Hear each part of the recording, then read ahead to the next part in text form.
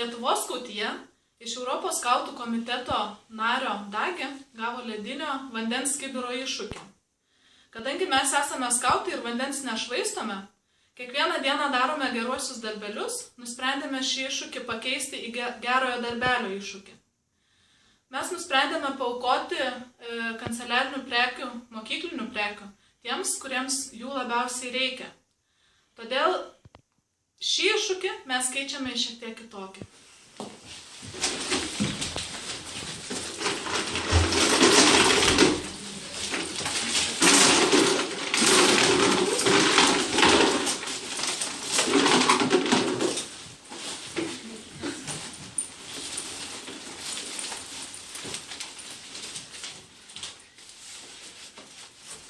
Tęsdami gražią tradiciją, iššūkį mes siunčiame visoms Lietuvos jaunimo organizacijoms ir Lietuvos jaunimo organizacijų tarybai, tikėdamėsi, kad iššūkis plėsis ir tęsis toliau. Jūs turite 24 valandas.